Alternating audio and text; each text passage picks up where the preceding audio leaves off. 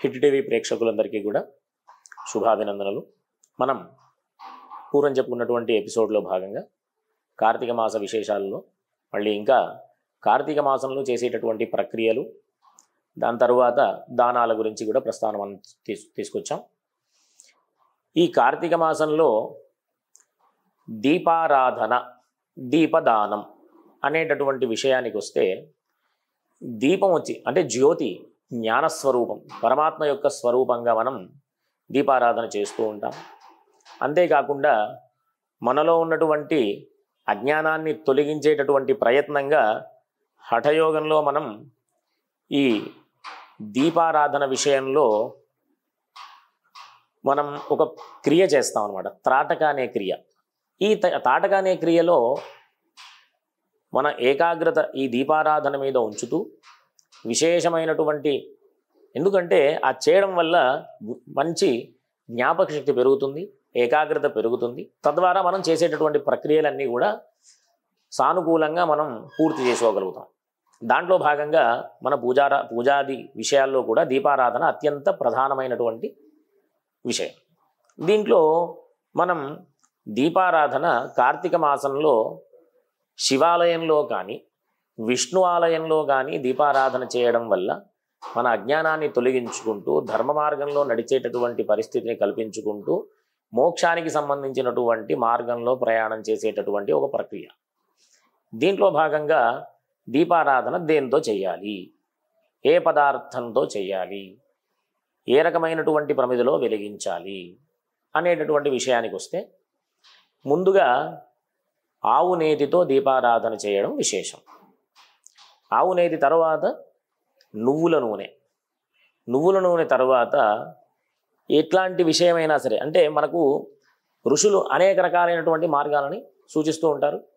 ఏమి అవకాశం లేకపోతే దీపం వెలగడం ప్రధానమైనటువంటి విషయాన్ని సూచిస్తూ ఆముదంతోనైనా సరే మనం దీపారాధన ఈశ్వర సన్నిధిలో కానీ విష్ణువాలయంలో కానీ చేస్తే, కార్తీక మాసంలో మాత్రమే, ఆ విధంగా అన్ని సమయాల్లో కాకుండా ఉన్నటువంటి సమయాన్ని సద్వినియోగం చేసుకునేటటువంటి ప్రయత్నంగా ఈ రకంగా దీపారాధన చేస్తూ స్వామివారికి ఆ జ్యోతిస్వరూపంగా ఆరాధనలు చేయడం, ఇది ఒక విషయం. అయితే దీంట్లో దీపదానం అనేటటువంటి ప్రక్రియ చాలా ఉన్నతమైనటువంటి ఫలితాన్ని మనకు ఇస్తూ విష్ణులోకంలో ఉండేటటువంటి అవకాశాన్ని కల్పించేటటువంటి ఆ ప్రక్రియ అన్నమాట.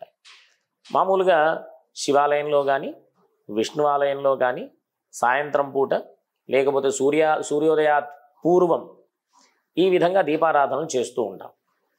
ఒకవేళ ఎన్ని ఒత్తులు వేయాలి అంటే, యథావకాశంగా 2 ఒత్తుల దగ్గర నుంచి మనకు 30 ఒత్తులు వేసి వెలిగించామనుకోండి, ఆ మాసమంతా కూడా దీపారాధన చేసినటువంటి ఫలితం. 365 ఒత్తులు వేసి చేస్తే కనుక సంవత్సరం అంతా కూడా శివాలయంలో విష్ణువాలయంలో దీపారాధన చేసినటువంటి ఫలితాన్ని మనం పొందుతాం. ఈ విధంగా దీపదానం చేసేటటువంటి ప్రక్రియ ఏంటి అంటే, పిండి దీపంతో కానీ, అంటే ప్రతిరోజు కూడా మనం ఎంత శక్తి దీపదానం చేయగలిగేటటువంటి పరిస్థితి ఉంటే, ఒకవేళ వెండి దీపారాధన మనం దానం చేయగలిగితే ప్రతిరోజు చేయొచ్చు. ఒకవేళ చేయలేనటువంటి పరిస్థితి ఉంటే పిండి దీపారాధనతోనే మనం దీపదానం చేయొచ్చు. ఆఖరి రోజు అంటే 30 రోజులు కూడా ఈ రకంగా చేస్తూ, ఆఖరి రోజు మనం ఈ పిండి దీపంతో పాటు బంగారు ఒత్తి వేసినటువంటి వెండితో కుంది తయారు చేయించినటువంటి దీపారాధన కూడా మనం దానం చేస్తే, ఆ అన్ని రోజులు కూడా దీపదానం చేసినటువంటి మనకు ఫలితాన్ని పొందే అవకాశం.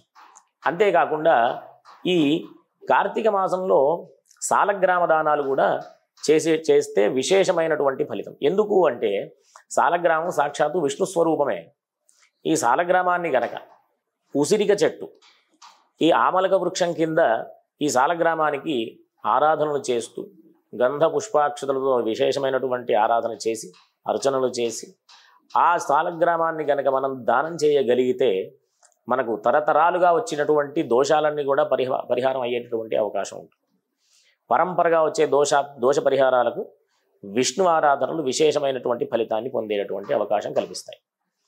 ఈ రకంగా సాలగ్రామ దానం చేసిన తరువాత వనభోజనాల విషయానికి వస్తే, వనభోజనాలు చేయడం వల్ల అంటే ప్రతి వృక్షంలో కూడా మనం విశేషమైనటువంటి దేవతలందరినీ కూడా ఆరాధన చేస్తూ ఉంటాం.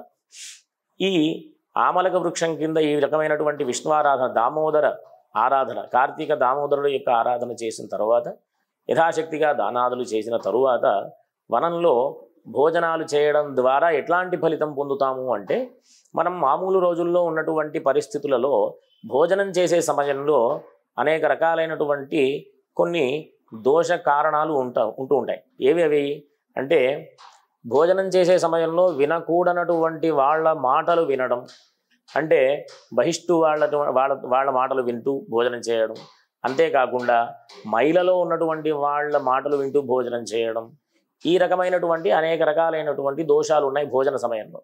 ఆ భోజన సమయంలో చేసినటువంటి దోషాలన్నీ కూడా పరిహారం అయ్యి, ఆ పరిహారం కావడమే కాకుండా పాప పరిహారం అయ్యి సాక్షాత్తు విష్ణు సాయుధ్యం పొందేటటువంటి, అంటే మోక్షానికి పొందేటటువంటి అవకాశాన్ని కల్పించుకునే ప్రయత్నంగా ఈ వనభోజనాలు కూడా మనకు చాలా బాగా ఉపయోగపడతాయి. ఈ విధంగా మనం వనభోజనాల విషయం తర్వాత కార్తీక మాసంలో చేసేటటువంటి విశేషమైన ఆరాధన, విష్ణు ఆరాధన ఏంటంటే క్షీరాబ్ది ద్వాదశి. ఆ రోజున ఈ తులసి దామోదర కళ్యాణం చేయడం ద్వారా మనం తరతరాలుగా చేసుకున్నటువంటి దోష పరిహారమే కాకుండా, మనతో పాటు మన పూర్వం 10 తరాలు, తర్వాత 10 తరాలు, మొత్తం 21 తరాలు కూడా తరింపజేసేటటువంటి, బ్రహ్మలోకాన్ని చేరుకునేటటువంటి అవకాశాన్ని కల్పించే ఈ దామోదర తులసి దామోదర కళ్యాణంలో, కన్యాదాన మహోత్సవంలో చాలా విశేషమైన ఫలితాన్ని పొందుతూ ఉంటాం. ఆ రకంగా ఈ తులసి దామోదర సేవ చేయడం ద్వారా చక్కటి ఫలితాన్ని, అంటే ఇంతకుముందు ఇక్కడ ప్రతి ఒక్క విషయం కూడా మనం పాప పరిహారం విషయంలోనే మనం వెళుతూ ఉంటాం. ఎందుకు అంటే, మనం ఈ కలియుగంలో పుట్టిన దగ్గర నుంచి, అంటే ప్రతిరోజు కూడా సూర్యోదయం నుంచి సూర్యాస్తమయం, అంటే ప్రొద్దున నిద్ర లేచినప్పటి నుంచి నిద్రపోయే సమయం వరకు మనం పుణ్యం చేస్తున్నామో లేదో తెలియదు, కానీ పాపాలు అనేక రకాలుగా విశేషమైనటువంటి పాపాలు చేస్తున్నాం.